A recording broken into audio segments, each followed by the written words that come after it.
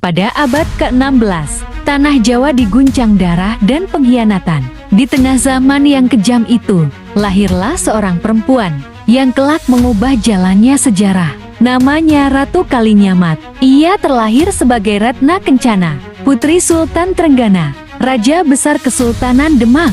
Sejak kecil ia hidup di lingkungan istana, menyaksikan ambisi tumbuh dan kekuasaan dipertahankan dengan pengorbanan.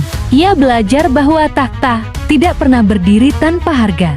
Ketika dewasa, ia dipersunting Pangeran Hadlirin, Adipati Jepara yang dikenal bijaksana. Ia meninggalkan Demak dan memulai kehidupan baru di Jepara.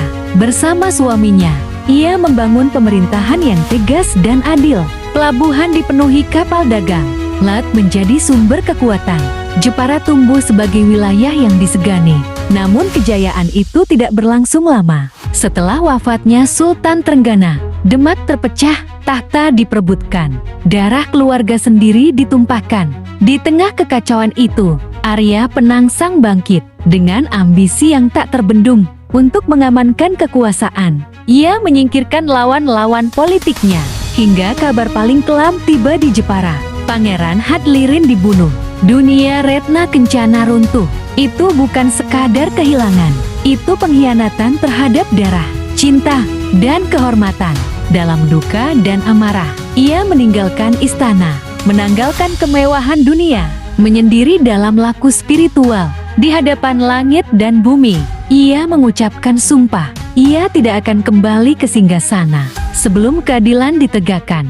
Waktu berlalu, perempuan yang pergi dalam kesedihan kembali dengan tekad baja. Ia menjalin dukungan dengan Jaka Tingkir yang juga menentang Arya Penangsang. Jepara dipersiapkan, pasukan dilatih, armada diperkuat, benteng ditegakkan. Ketegangan menyebar di tanah Jawa. Upaya damai tak menemukan jalan, dan ketika pertikaian tak lagi bisa dihindari, pertempuran pun pecah. Debu beterbangan di medan laga, tombak dan pedang beradu. Namun perlawanan ini bukan sekadar amarah. Ia disusun dengan perhitungan matang, hingga akhirnya Arya Penangsang tumbang.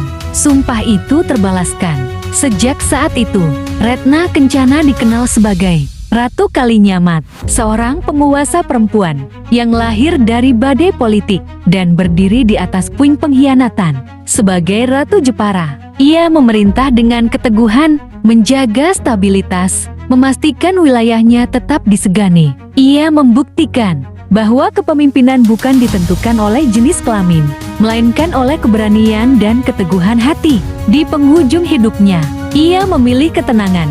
Ia telah menuntaskan sumpahnya, dan sejarah mencatatnya bukan sebagai korban kekuasaan, melainkan sebagai penguasa yang mampu menaklukkannya. Dan namanya Ratu Kalinyamat